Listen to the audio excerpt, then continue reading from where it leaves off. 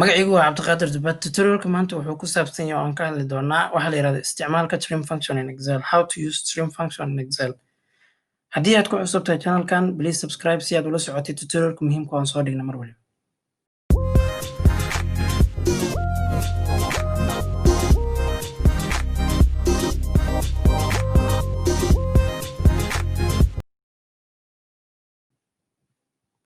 sida kaaga muuqato shaashada waxaan haystaa Excel worksheet runtii taasoo ku jiraan list of movies marka title-ka movie-da waa aragtaa category-ga ay ka tirsan yihiin second category rating-ka sanadka ay soo baxeen waxa soo idin marka waxaan u isticmaali doonaa as a sample inta badan markii lagu soo diro data ama aad heshid waxa suurtagal ama dhacda inta badan in datada ay leedahay maaragtay spaces fara badan ama aysan organize ahayn tusaale ahaan hadda sida kaaga muuqata qaybtan column-ka title waxaad aragtaa in magaca ugu horeeyo tusaale ahaan watership down space uu ereyga hore uu ku leeyahay laba dhaxda space fara badan uu dhexeeyo waad garan kartaa qaybtan sidoo kale marka inta badan datada ma ahan clean ma ahan marka waxaan rabaa inaan clean gareeyo haddii aan iraahdo maaragtay waan double click gareynay mid walba spaces waan ka jaray wax waliba waxay noqonaysaa in waqti badan ay iga cunto laakiin markaan isticmaalayo Excel function-ka trim waxay ii fududeynaysaa waqti yar oo kooban inaan runtii ku clean gareeyo datada so let's go in qaabka ugu horeeyo oo aan ku samayn doono insha Allah waxaan sameynaynaa marka ugu horeyso inaan insert gareyna maaragtay column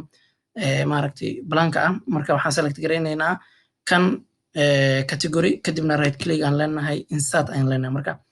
waxa ii soo baxay column waxba aysan ku jirin kaasoo raba inaan ku isticmaalo function-ka oo datadan aan inta soo geliyo marka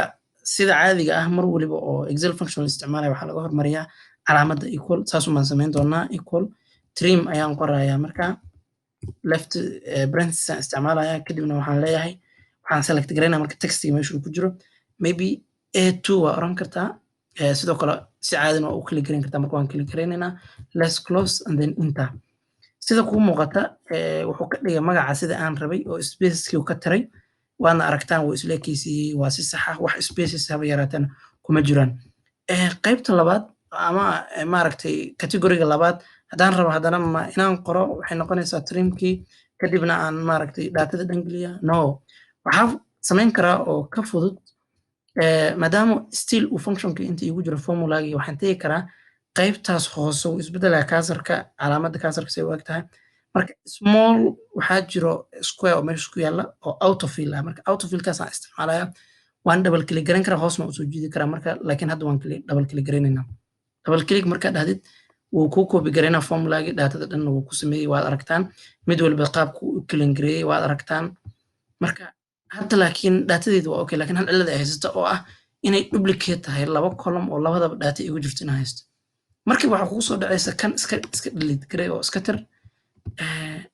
wow laakiin maxaa dhacay waxaa dhacday sababtu datadadan u helay waxa ay tahay datadan waxay dependent ku tahay midaan oo ku jirto column A sababtoo ah markaad double click gareysid waxa kuu soo baxay formula-ga isticmaashay ama function-ka isticmaasho trimmer inuu inta dependent ku yahay ama uu xagga ku tiirsan yahay maxaan samayn karaa marka waxaad samayn kartaa kan inaad select gareysid column-kana select gareynaysaa kadib copy baad leedahay waxaad imaanaysaa kan right click ayaad leedahay best ma dhigaysid waxaad samaynaysaa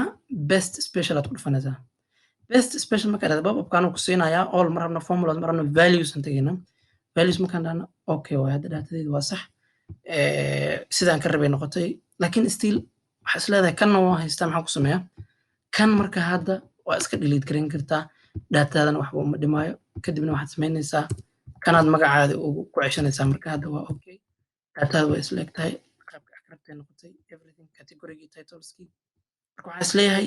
isticmaalka trim function waa wax runtii aad iyo aad anigu ii anfacay adiguna inuu ku anfici doonaan rajeynaa waqti yar oo koobanna datada aad ku clean gareyn kartid